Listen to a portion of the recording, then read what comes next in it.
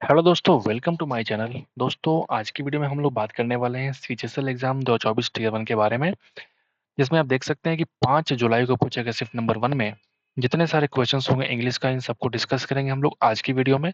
आइए शुरुआत करते हैं। पहला सवाल आपके सामने है, ठीक है। She shall being travelling by this time tomorrow. ये फ्यूचर की बात कर रहा है, टुमारो। क्या आपको पता है आपको कि सी शैल के साथ बीइंग नहीं बल्कि बी लगता है। अगर हम बात करें फ्यूचर कंटिन्यूअस टेंस के बारे में, देख सकते हैं उसका जो स्ट्रक्चर होता है वो ये होता है कि सब्जेक्ट प्लस शैल या विल प्लस वर्ब का फोर्थ फॉर्मेशन लगता है, ठीक है। तो हम क्या बोलेंगे, she shall be travelling by this time tomorrow. कल इस टाइम पे वो ट्रैवल कर रही होगी, ठीक है। सी शैल बीइंग नहीं बल्कि क्या लगाएंगे, बी लगाएंगे, ठीक है। आसान सवाल था। There is a doll and there is a umbrella. अगर हम डॉल देखेंगे तो कॉन्सोनेंट है डी, तो ए लगेगा। लेकिन यहाँ पे यू जो है वॉवेल है, तो क्या लगाएंगे, देयर इज एन अम्ब्रेला। आसान सवाल है, स्टार्टिंग के 2 सवाल। आगे बढ़ेंगे, नंबर 3 पे चलते हैं।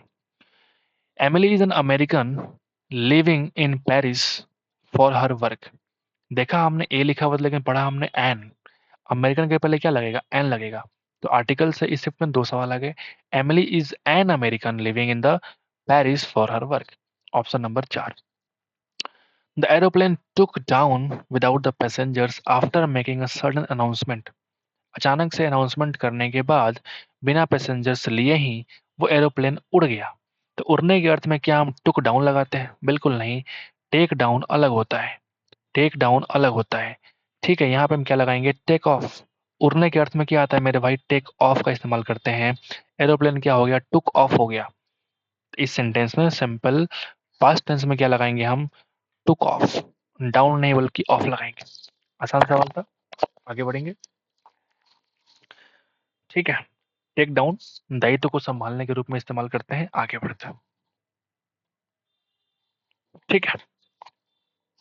ये कॉम्प्रिहेंशन आ चुका आपके सामने। पढ़ते हैं क्या लिखा हुआ है। द सन के बारे में लिखा हुआ है। इसका ओवरव्यू क्या है देखते हैं। The sun is about 1.4 million kilometres in the blanks diameter. आपसे पूछा जाए कि डायमीटर में 1.4 मिलियन किलोमीटर्स में है, तो क्या लगाएंगे, of diameter, in diameter, at diameter. बिल्कुल आसान सवाल है। The sun is about 1.4 million kilometres in diameter.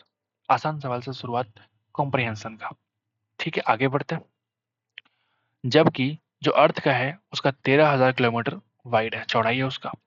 This indicates that the sun's width would need to be filled by more than 100 अर्थ।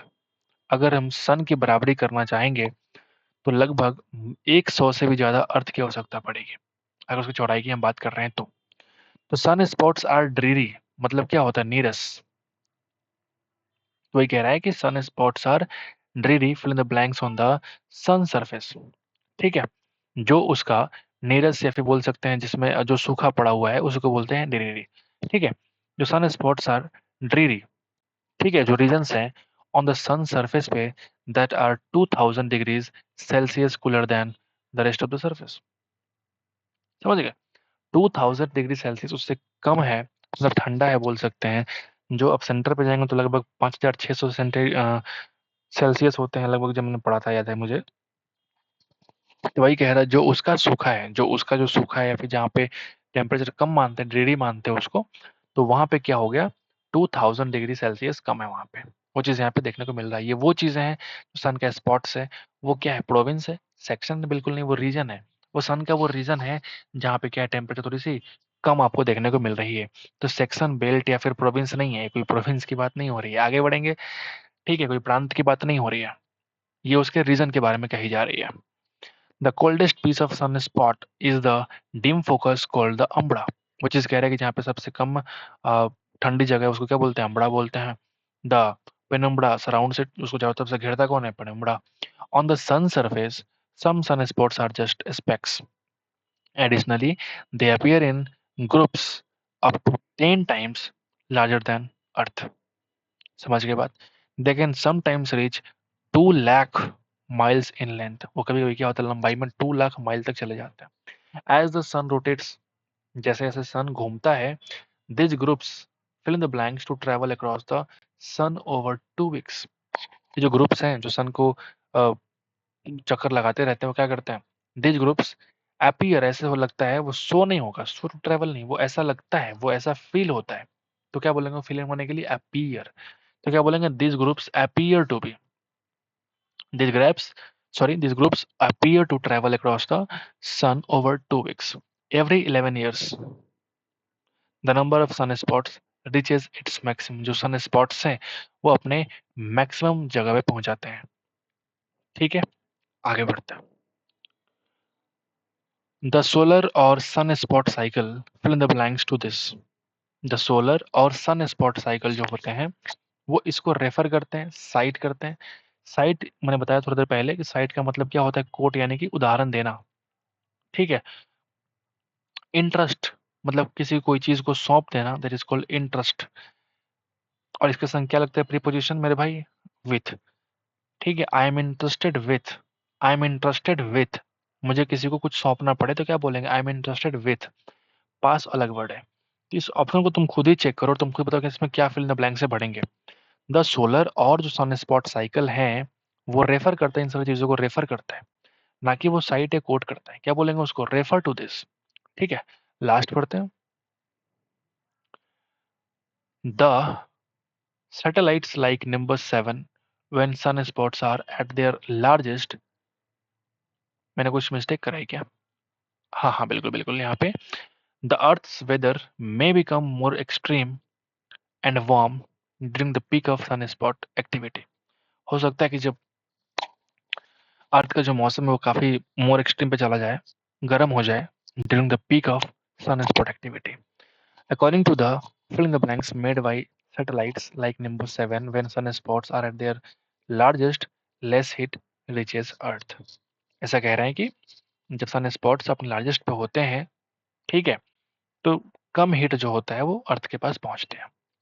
तो according to the fill in the blanks, एक satellite भेजा गया था nimbus 7 के द्वारा, तो उसने क्या पता लगाया, उसके ऑब्जर्वेशंस क्या हैं, उसके इन, ये वर्ड तो आएगा ही नहीं, इसका मतलब क्या होता है? इनवैलिडेशन का मतलब होता है कोई चीज को रद्द कर देना, मान्यता छीन लेना, दैट इज कॉल्ड इनवैलिड कर देना, अमान्य कर देना, रद्द कर देना। ठीक है, इंस्पेक्शन का मतलब होता है जांच पड़ताल। तो हम कोई जांच पड़ताल तो कर नहीं रहे हैं, हम कोई सैटेलाइट को भेजते हैं सूरज के पास, किस लिए? ऑब्जर्वेशन करने के लिए, वहाँ पे क्या क्या चल रहा है। तो क्या बोलेंगे?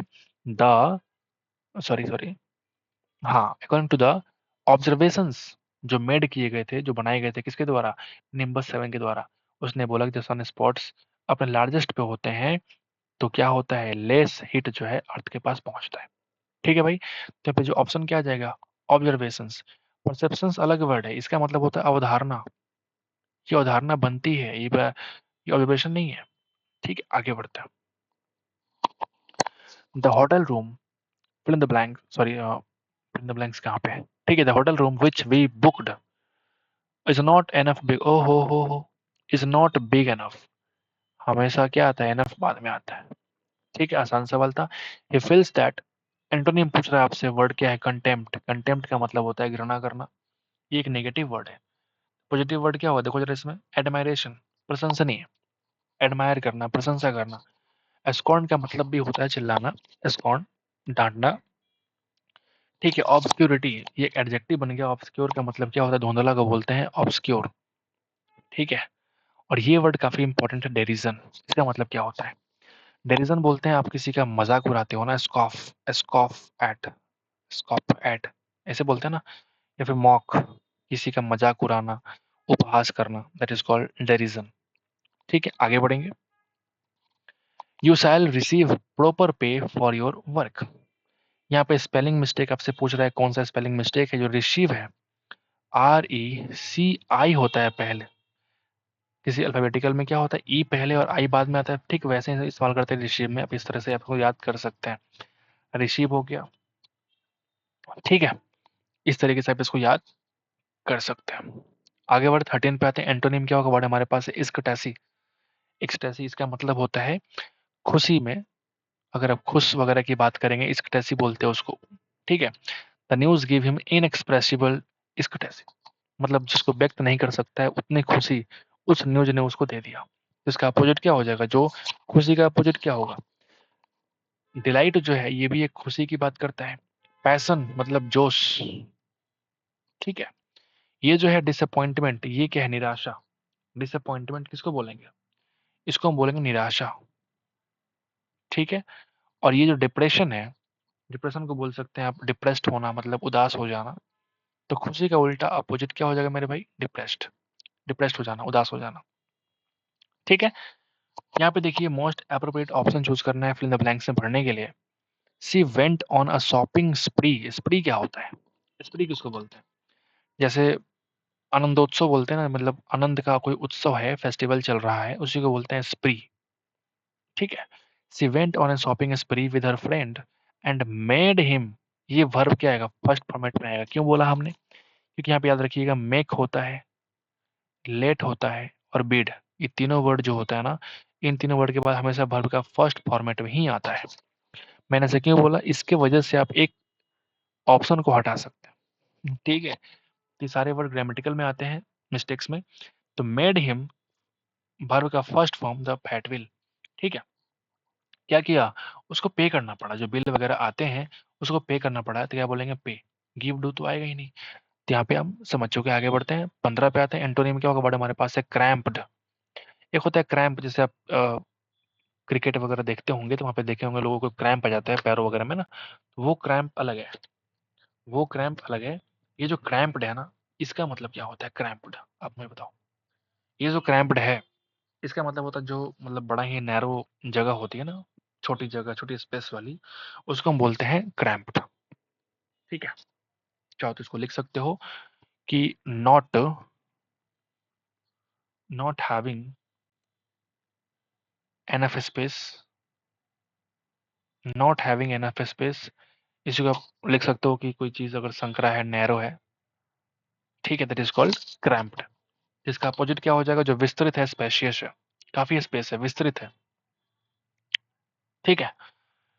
ये क्रैम्ड अलग वर्ड है। फिल्दी का मतलब गंदा होता है, टाइट तो पता ही है आपको। ठीक है। आगे बढ़े। They are living their coats there. यहाँ पे देयर जो लगेगा ना, यहाँ पे दे का objective case, sorry possessive case, sorry माफ कीजिएगा। तो देयर क्या आ जाएगा? THEIR। देयर कोट्स, वो अपने अपने कोट्स को वहाँ पे क्या कर सकते हैं? छोड़ देते हैं। वो यहाँ पे कहने को मिल रहा है। आगे बढ़ेंगे। एंटोनिम क्या होगा? बड़े हमारे पास है ट्रांजिएंट। ट्रांजिएंट बोलते हैं जो मोमेंटरी होती है ना, क्षणिक चीजें, उसी को बोलते हैं फ्लीटिंग। फ्लीटिंग। ठीक है। जो थोड़े वक्त के लिए होती है उसी को बोलते हैं मोमेंटरी। क्षणिक चीजें जो एक क्षण के लिए होती है, that is called momentary, fleeting, transient. जिसका अपोजिट क्या हो जाएगा? जो लंबे समय तक चले, शाश्वत चले, तो क्या बोलेंगे उसको? परमानेंट बोलेंगे उसको। ठीक है। ट्रांजिटरी बिल्कुल इसी का सिनोनिम्स हो जाएंगे।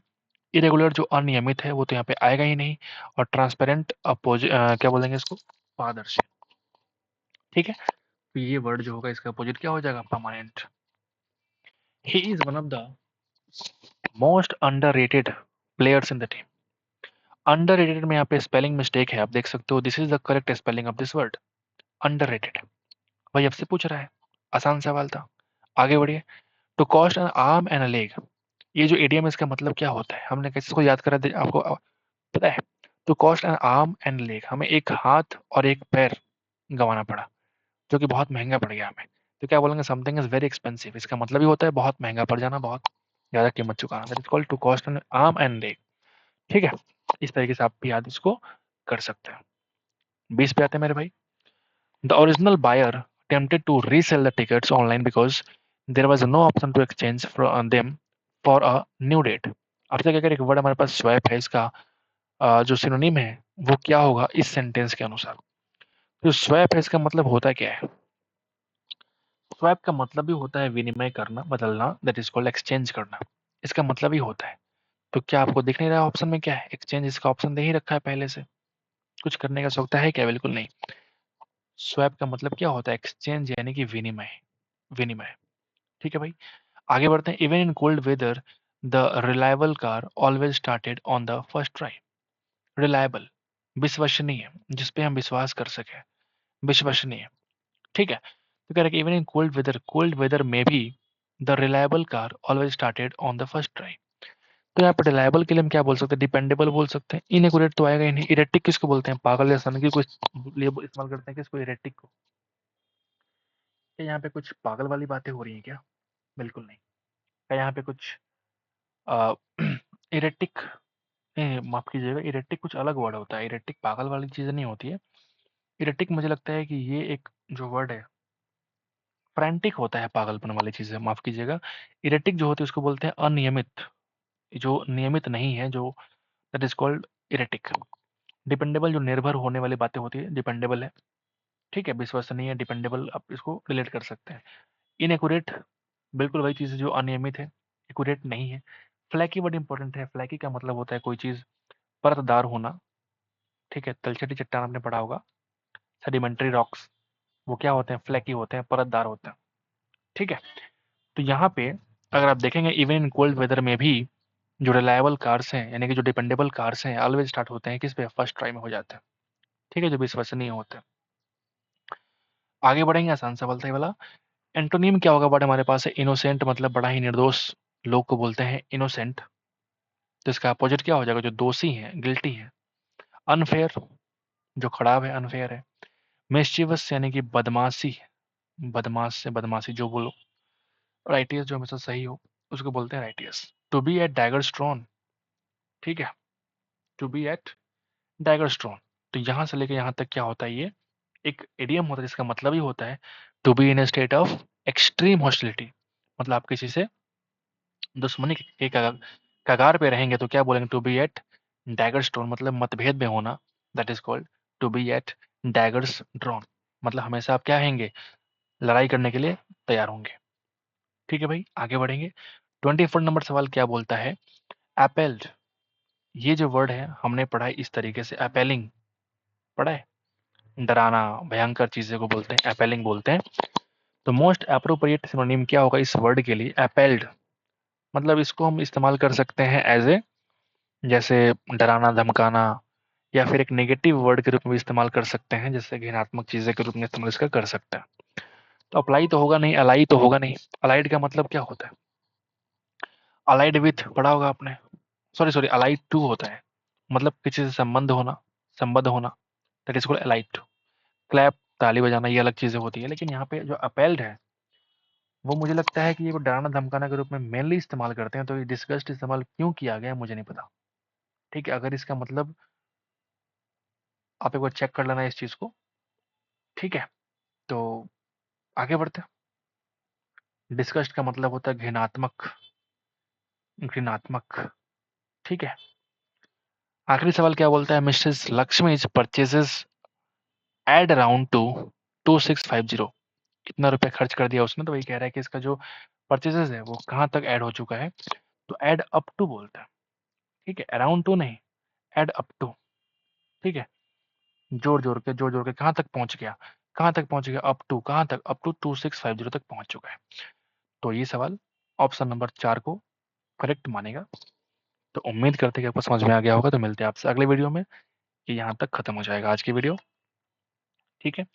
अगर आपको अच्छा लगे तो लाइक कर दीजिएगा, अच्छा ना लगे तो भी आपको डिसलाइक करने का ऑप्शन भी है आपके पास, ठीक है? आप कुछ फीडबैक देना चाहते हैं कि हाँ सर, कमेंट बॉक्स में कुछ बताना चाहते हैं कि हाँ कुछ और आपका खुद का सजेशन हो, आप वो कमेंट बॉक्स में लिख सकते हैं। मिलते हैं आपसे अगले वीडियो में दोस्तों। Thank you so much.